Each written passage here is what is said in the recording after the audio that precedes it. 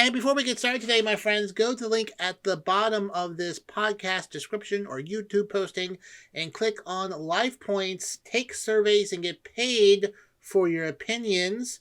You can complete surveys in your free time, share your opinion, and earn points that can be traded in for rewards, like perhaps a Twitch gift card, which then you can support my channel, or Amazon gift cards, things like that. Go down there, click on the link for Life Points, sign up today. It is very, very easy. Now broadcasting from his hidden bunker and fully stocked bar, it is the Saturday Report with Colt Sebastian Taylor. Thank you and welcome once again, my friends, to the Saturday Report with me, Colt Sebastian Taylor, adventurer, entrepreneur, and amateur international broadcaster. And welcome to AWSM Radio, an independent digital-only radio station that plays today's best music, old school classics, along with a rotating cast of all-star DJs. AWSM Radio focuses on mainstream artists, independent artists, along with a variety of interesting talk and music shows throughout the day. All we do is entertain, inspire, and inform. And my friends, I want to engage with you. I want you to be part of the conversation. So find me on the Twitter, on the Instagram, on the Cameo at Colt S. Taylor. On Facebook, Colt Sebastian Taylor, because some ruffian already took Colt S. Taylor. And then, of course, if you've missed this show, you can catch the podcast version of the show at anchor.fm/Colt S. Taylor. All details that one would need are at coltsebastiantaylor.com. All right, my fantastic friends, let's get started with this week's Saturday Report. First up this week, it's of course Thanksgiving weekend. Thanksgiving was past Thursday here in the United States, or as they say in Canada, another Thursday. They have their Thanksgiving in October. But earlier this week, I was interviewed. That's right, I was interviewed by Ticker News out of Australia by the incredibly friendly and polite and nice Mike Loader.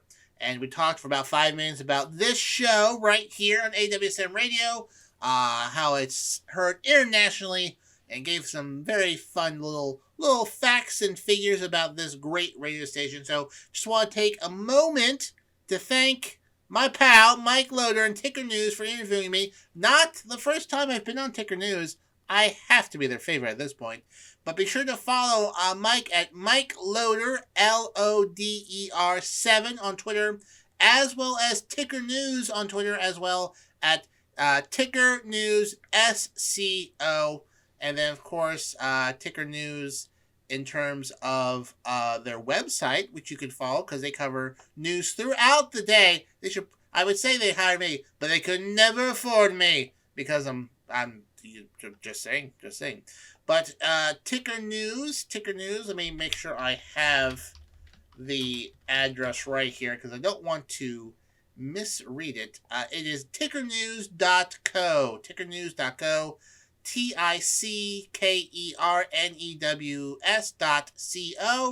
I'm not sure when my segment will broadcast, but when it does, I will provide a link across my social media networks. So it's just an even bigger reason to follow me at the various places at Colt S. Taylor. So once again, thanks to Ticker News and Mike Loader for having me once again. Really looking forward to seeing the interview online. Next up this week, another update about Twitter. I can't look away. But apparently, for those who are just tuning in, there's been a lot of talk about the verification system on Twitter. So, for famous people, little blue check marks, celebrities, companies, bankers, government officials, etc., having a little blue check mark to indicate that they are who they say they are, which is probably a good thing. You wouldn't want, fake George W. Bush talking about how he is going to retake Iraq. I don't know. But anyways, now that Elon Musk has taken over, he wants to open up verification for everyone. Everyone who wants a blue check mark can get a blue check mark for only $8. $8 being, I guess, a price he thought would work well. Also, a lot of his advertisers have stopped showing up to advertise on there because, well, problems. But anyways,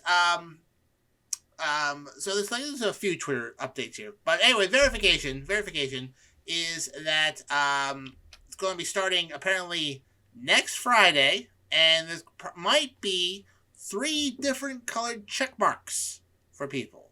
So us regular folks will get the blue check marks. Companies might get a gold check mark, and then government entities will get a gray check mark. And then all accounts will be verified manually. So previously, for about 3 or 4 days, if you had a credit card, you could get a blue check mark. And wouldn't you know it, that was a complete disaster.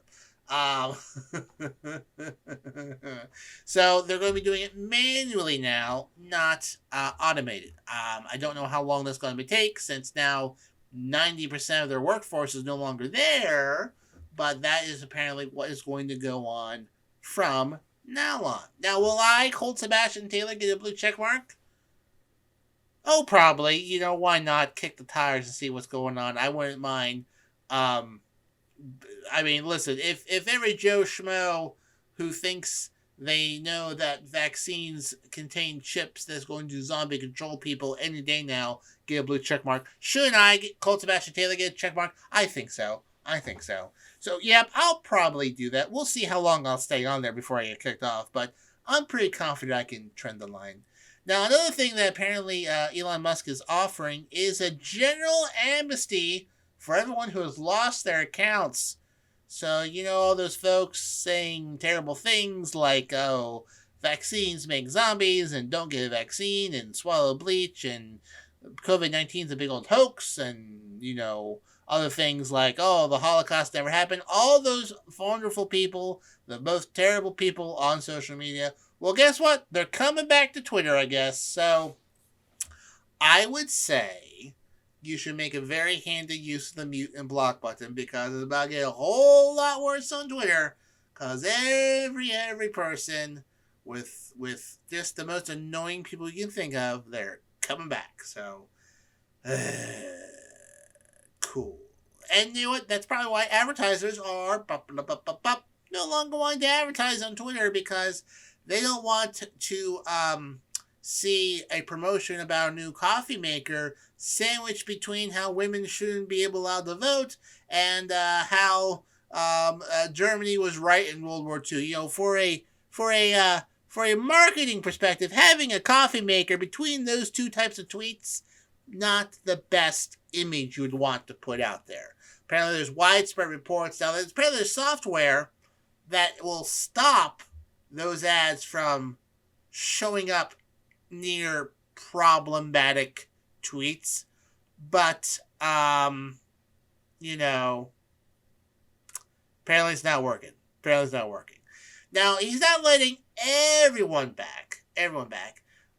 Those who have broken the law or engage in egregious spam will not be allowed back onto the platform. And also, apparently, Alex Jones is not being allowed back on the platform either. The host of InfoWars, who has just lost a $1 billion lawsuit that has made many conservatives upset, saying that if Elon Musk was a big supporter of free speech, that he would let Alex Jones back on. Now, I've discussed this with several people on Twitter and elsewhere. And just to remind folks, the First Amendment is about government. Okay? It's about government. The government. So the government can't make a law against free speech. Okay? It can't. Government can't say, you can't have this newspaper, or you can't talk about this in public. I mean, for the most part, there are still limitations to free speech, but they can't ban people or pass laws that prevent people from talking about things in general. That does not apply to a private business. I'm sorry, it just doesn't. Twitter is a private business. It is not the government. Okay? It can ban whoever it wants. And you know what? It can let on whoever it wants as well. It can do that. It can let on whoever it wants as well. And then people can choose and choose not to advertise on it. That's the way capitalism works That's the way it works. Okay? That's just the way it works. Now, for those say that you're violating someone's First Amendment right from getting banned off of Twitter, no, your First Amendment right has not been infringed. You violated terms of services that you agreed to when you signed up on, that they could ban you for almost any reason or no reason at all, okay? So, you got banned. Now that there's a new owner, you're left back on. Has nothing to do with the First Amendment. Nothing to do with the First Amendment, okay? It doesn't. Like, if you did want it to, then you would have to nationalize Twitter. The government would have to take over Twitter and provide it, like the U.S. mail, to everyone. I am fine. I will trade you the nationalization of Twitter for the nationalization of healthcare. There, that's my trade to you. If you want to do that, then give me that. And then you can use your First Amendment argument all you want. So, but anyways, that is what is new with Elon Musk and Twitter. But, my friends, I've been talking a lot about Elon Musk lately. My new favorite topic, but this next story is an oldie but goldie. And what story is that, my friends? Kanye West, yes, the Easter. Kanye West is running for election. Again, yes, he announced on Twitter, which he apparently got access back to it due to his palship with Elon Musk, is running for 20, announcing Ye 2024 on Twitter, and seems to be calling, according to some reports, for a Christian theocracy. Yeah, Christian theocracy. He said hashtag Ye24, and he posted a video on his Twitter called a debrief, where he talked about his meeting with Donald Trump earlier this month. Now, with him was Milo Yiannopoulos, which is a far-right agitator who's gay and was like the right-wing conservative gay spokesperson and whatnot. Also a terrible person. He got kicked off of all of his platforms and also fired from a bunch of jobs after he sort of was pro underage dating people in a bar full of right-wing people. That a video leaked out. Wait, he's back. He's working for, I think, Marjolaine Taylor Greene or something like that. But he is now kind of working with Kanye West to be his campaign manager. And he was with Kanye West during this debrief where he was talking about his meeting with Kanye West. Kanye West went to Mar-a-Lago, also with Nick Fuentes. Now, who's Nick Fuentes? Well, you may not know who that is. He is an even farther right person who is, well, I mean, it's hard to tell whether this person believes what he's saying or is just one big performance art, because he denies the Holocaust. He doesn't think there should be elections. He thinks people should take over, should be a dictatorship, women shouldn't vote. Like, all the most terrible opinions a white male could have, that's the guy who has it. And he's hanging out with Kanye West because he also is calling for a Christian sort of dictatorship as well. And now they're best friends apparently. So they were hanging out together. So when Trump went down there with Nick, or Kanye West went down there with him. Kanye West asked Trump to be his vice president. Now, I'll tell you what, that does take some cojones. That takes a lot of guts to ask Donald Trump to be your vice president. According to the video, Kanye said, Trump was most perturbed about me asking him to be my vice president. I think that was lower on the list of things that caught him off guard. And then he said that Trump was very impressed with Nick Fuentes, describing the white nationalist Unite the Right protester as a loyalist. Then Kanye West criticized Trump by saying, quote, "My question would be why, when you had the chance, did you not free those January 6ers? the folks that attacked the Capitol, tried to overturn the election, the insurrectionists. I guess Kanye is pro January 6th. I said, go and get Corey Lewandowski back and get these people that the media tried to cancel and told you to step away from. But then apparently Kanye West seemed to sour on him, saying that Trump tried to intimidate him and said terrible things about Kim Kardashian, which were the mother of his children. According to West, he said, he basically gives me this would-be mob-esque kind of story, talking to some kid from the south side of Chicago, trying to sound mobby or whatever. He goes into the story about how he went through all to get Alice Johnson out of jail, and that he didn't do it for Kim, but he did it for me. But then he goes on to say that Kim is bleep, and you can tell her that I said that. And I was thinking, like, that's the mother of my children.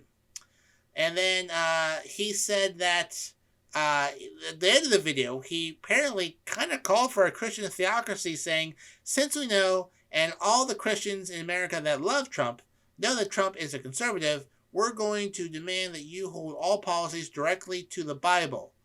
Whew, boy, that's some crazy talk. That is some crazy talk. According to a statement from Trump, he said, Kanye West very much wanted to visit Mar-a-Lago. Our dinner meeting was intended to be Kanye and only me, but he arrived with a guest whom I've never met and knew nothing about. Sure. So Kanye West is running for president again, apparently. Just so you know, he did run in 2020, which I covered extensively on here, and came in, let's see here, not first, second, third, fourth, fifth, sixth, seventh place. Seventh place. Kanye West came in seventh place there with a impressive 67,906 votes, more than the Constitutional Party of Don Blankenship, more than the American Solidarity Party, Socialist Party, the Progressive Party. I mean, these are just thousands of votes now. So for first time go at, not too shabby, but not quite enough to crack 0.01%. 0.01%. In fact, the only other party that got more than 1% was the Libertarian Party with Joe Jorgensen and Spike Cohen. But he's running again. He is trying to find a VP to go with him. I guess Trump turned him down. We shall see. But yeah, he's going at it again, and boy howdy, he has some issues. I'm guessing that's just plumb crazy. That is plumb crazy. Friends, while Kanye West may be it's a smidge crazy, I'll tell you what's not crazy. It's listening to my pal DC. That's right, DC, my personal fantastic pal and DJ, is here on AWSM Radio with 3 shows every week. Friday nights at 9 p.m., it's DC Live in Effect, and you, my friends, do not want to miss out while he smashes it on the ones and twos, kicking the beats from South Florida. And then on Saturdays, it's DC House Party Saturdays, where DC brings his freestyling DJ to the max. House Party Saturdays gives you all of the Miami vibe without actually having to be here. From the top clubs to the bars, DC will bring the party to you. That's Saturdays at 10 p.m. And then on Sundays at 10 p.m., it's DC Live in Effect again. So just to review, Fridays at 9, DC Live in Effect.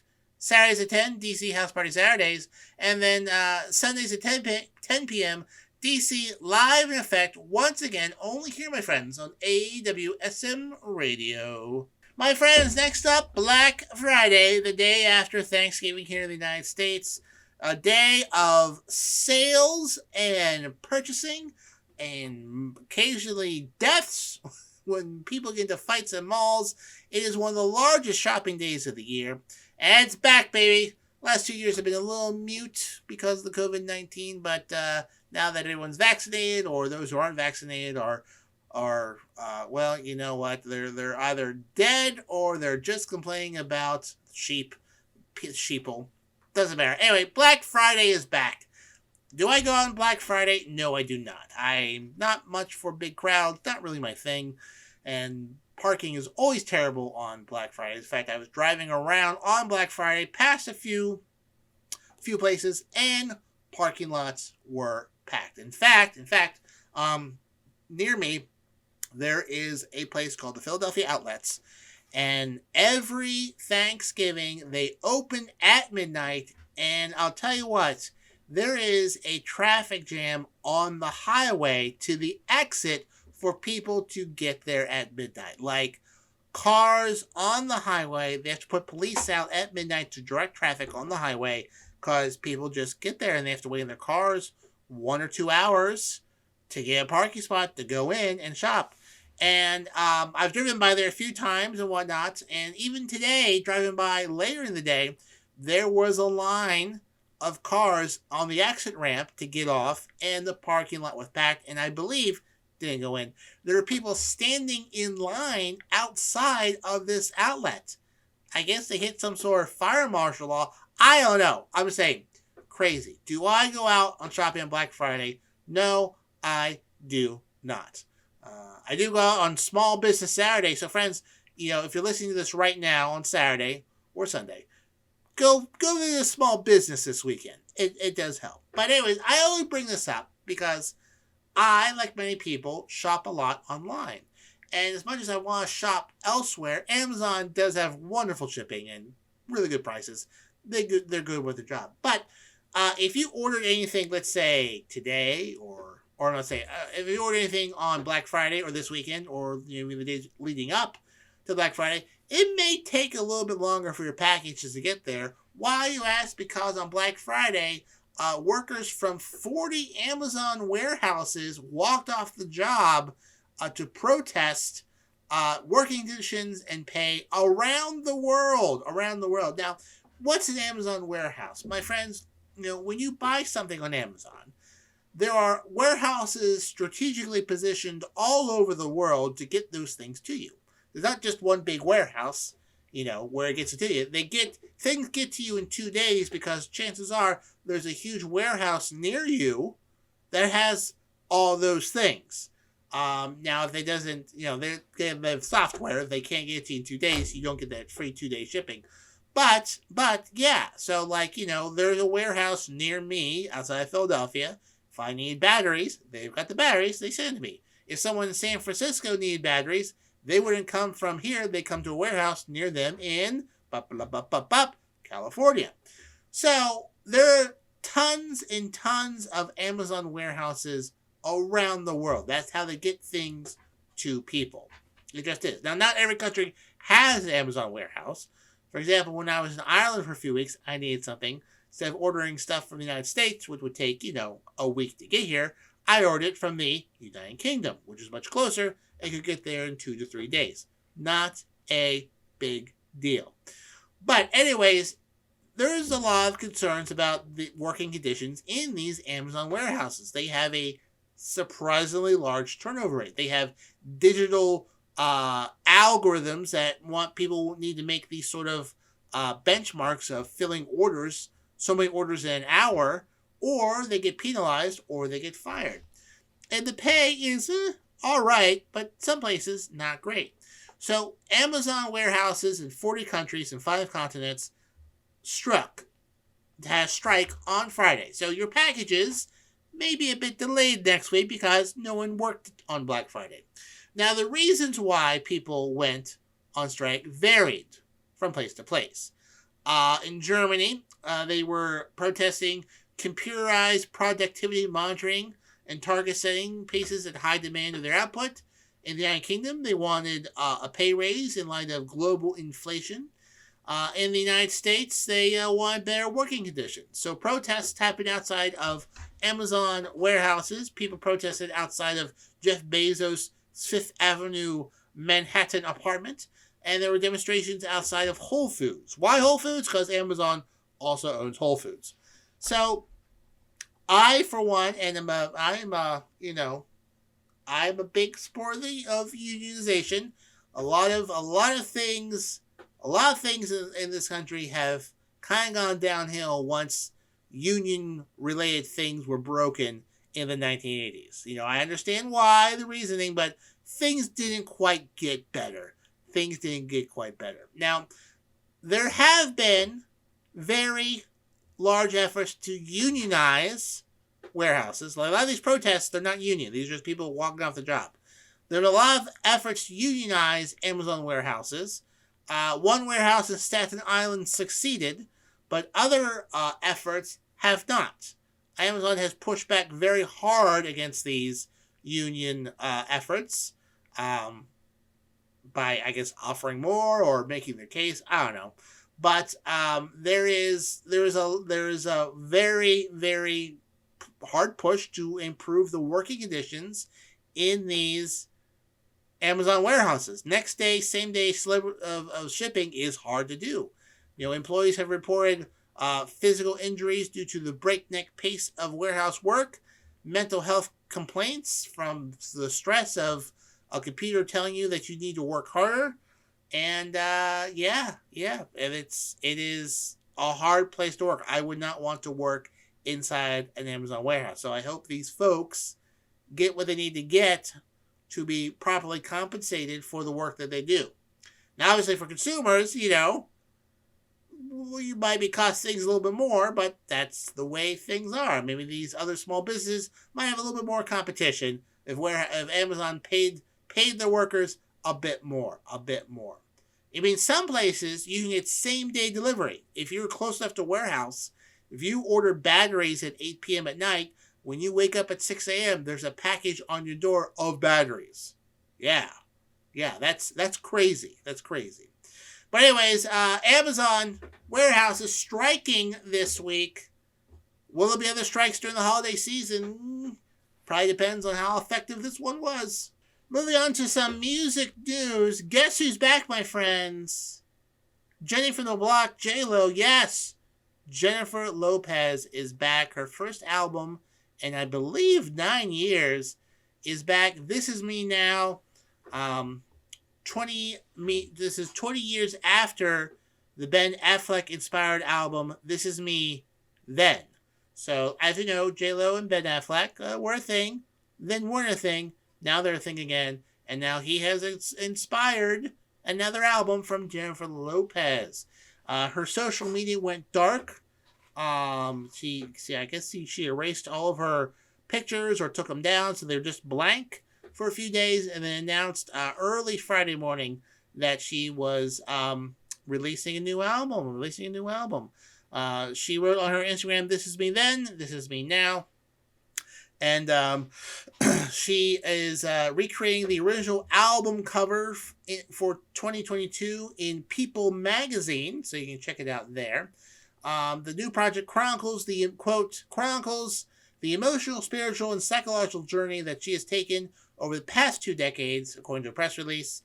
Comes in the heels of her marriage to Ben Affleck, to whom the earlier album was dedicated. So, boy, Mr. Affleck getting 2 albums dedicated to him. What a guy. There are 13 songs, including the title track, and various other entries that allude to her relationship with the actor, including Dear Ben, Part 2, and Midnight Trip to Vegas, which references the couple's first marriage ceremony in July. She also called her 2002 album, first one inspired by Ben Affleck, her favorite.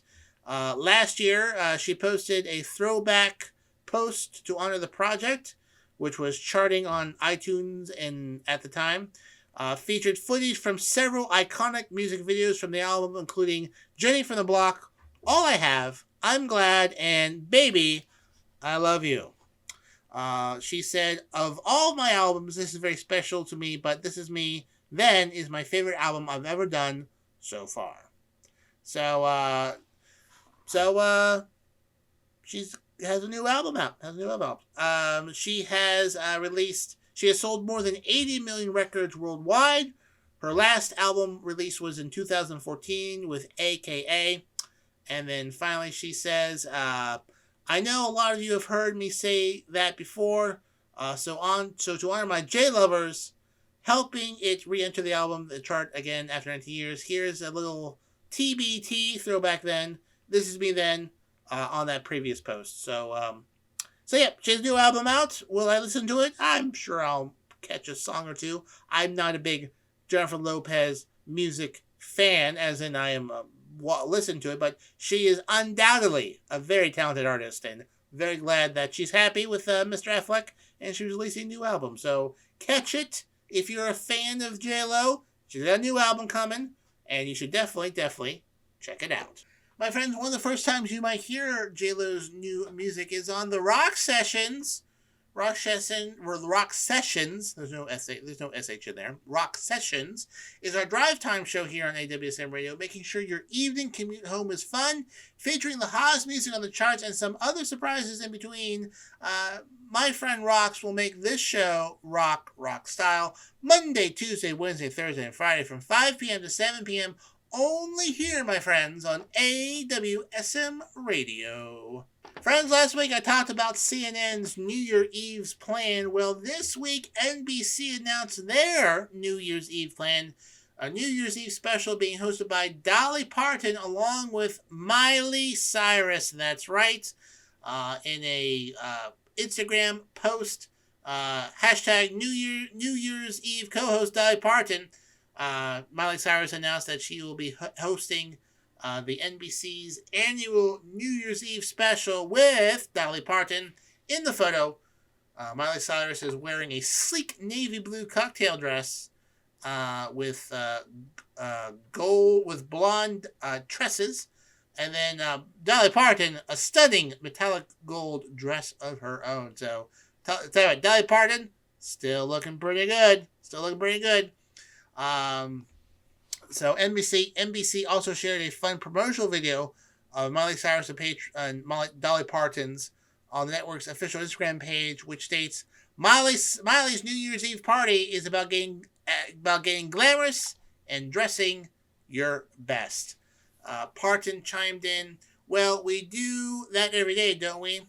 You taught me well," before they began to sing their duet version of Jolene. It's set to air on December 31st, live from Miami. She hosted last year's Miley's New Year's Eve party. It'll be the second straight year that she has hosted the New Year's Eve festivities. Last year she co-hosted with Pete Davidson and had performances by Anita, Billy Joe Armstrong, Jack Harlow, Brandy Carly, Swati, 24 Golden, and more.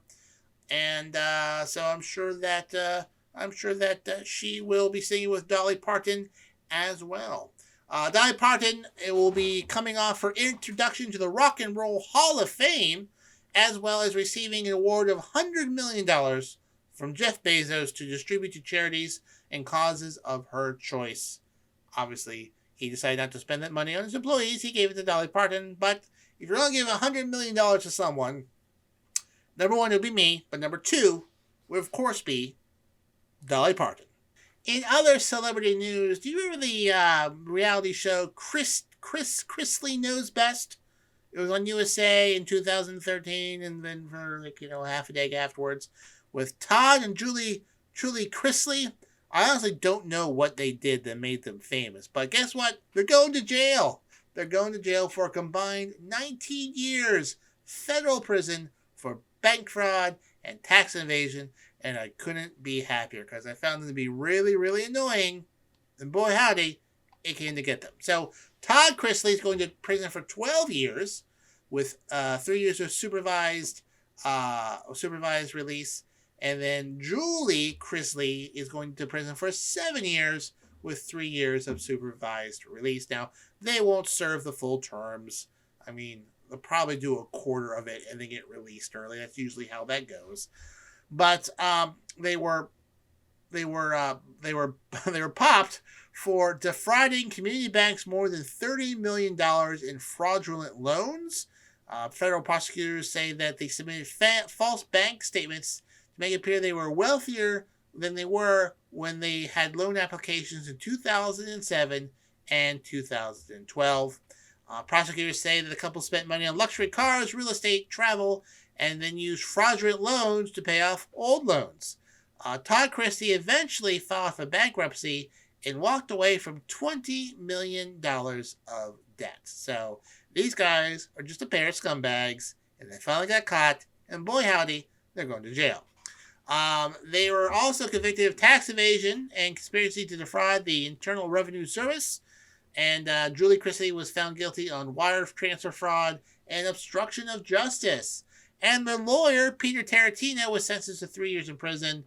He's found guilty of conspiracy of defrauding the United States and willfully filing false tax returns to help Chrisley hide money they made from the reality show, according to prosecutors, to prevent the IRS from collecting unpaid taxes. According to Carrie Farley, special agent in charge of FBI Atlanta, when the couple was convicted, when you lie, cheat, and steal, justice is blind as to your fame, your fortune, and your position. In the end, when driven by greed, the verdict of guilty on all counts for these 3 defendants proves once again that financial crimes do not pay. So, they are going to jail. And good. I mean, I'm not a fan of the Kardashians either, but, I would hope they have better tax attorneys. My friends, what is not a fraud is Wednesday nights here on AWSM Radio. It's authentic sports programming. First at 9 p.m., it's To the Rack with Mac. It is your go-to spot for all things basketball. Join NBA expert Mac Daddy as he brings you a full hour of high-flying hoops expertise for all things NBA. Tune in Wednesday nights at 9 p.m. for To the Rack with Mac. And then at 10 p.m., it's What's Going On. What's Going On is our Fox Sports affiliate show, providing listeners with over 150 combined years of sports knowledge, hosted by Nate Brown and his crew. They are a staple of New York sports for the past 2 decades, and now they are going national, and we have them here Wednesdays at 10 p.m. So just to review, Wednesdays at 9 p.m., To the Rack with Mac. Wednesdays at 10 p.m., What's Going On, only here, my friends, on AWSM Radio. Friends, as you know, I'm not a fan of Hyundai, but I'm also not a fan of Mercedes, because this week they announced that they are locking a capability of one of their newest cars behind a paywall. For $12,000 on one of their new cars, the Mercedes EQE and EQS, it can accelerate 20 to 25% faster if you pay $1,200 a year. So this car can do that on its own, but the software won't allow you to do it unless you pay $1,200 a year. So instead of going from 0 to 60 in 0.9 seconds, you go to 0 to 60 in 0.8 seconds. This is outrageous, and I hope these cars get jailbroken like iPhones, because that is as low as you can go. Mercedes is the Hyundai Tucson right now of car companies. Boom. You've been burned, Mercedes. And finally this week, British former paraplegic has been selected to be the first disabled astronaut to go into space, selected by the European Space Agency, ESA, to join its training program. John McFall, who saw off a competition of more than 200 candidates, will take part in the space training corps as a para-astronaut, with hope that he can become the first disabled person to go into space as part of a feasibility study. He is 41 years old, lost his right leg in a motorcycle accident when he was 19, but went on to become a professional track and field athlete. He represented Great Britain and Northern Ireland as a sprinter in the Paralympics, winning the bronze medal in the T42 100mm event in the Beijing Paralympic Games in 2008. So I hope he makes it. He is a very accomplished person, and it'd be great to see him get into space. So probably take a few years for training and whatnot, but when he does, you will hear it covered here on my show here on AWSM Radio. Good luck to you, sir. Good luck to you, Mr. John McFall. My friends, that just about wraps up today's episode of the Saturday Report with me, Colt Sebastian Taylor. Thank you so much for joining me here today. Remember, you can find me on the Twitter, on the Instagram, and on the Facebook at Colt S. Taylor, as well as Twitch at Colt S. Taylor, where I often broadcast this recording live as I make it, so please join me there. twitch.tv/Colt S. Taylor. I also play some games from time to time. And of course, for all of your Colt Sebastian Taylor needs, visit ColtSebastianTaylor.com. Hit me up, let me know what you think, engage with me, pick a fight if you really want to, whatever. I like the attention. But until next week, my friends, have a great holiday weekend. December is upon us. And until next time, I am, of course, your friend, Colt Sebastian Taylor. And I'll see you later. And thank you once again for listening to the podcast version of the Saturday Report with me, Colt Sebastian Taylor, here on your preferred podcasting network or even on YouTube. Remember, go to the description below and click on the link for life points and get paid to share your opinion. You can take a bunch of surveys in your free time, earn life points, which then can be traded in for gift cards on Amazon, Twitch, your favorite restaurants, things like that. Go down there, click on today, take a few surveys, and you can treat yourself at the end of the month. Thank you again, and we'll see you next week. I'm Colt Sebastian Taylor, and I'll see you later.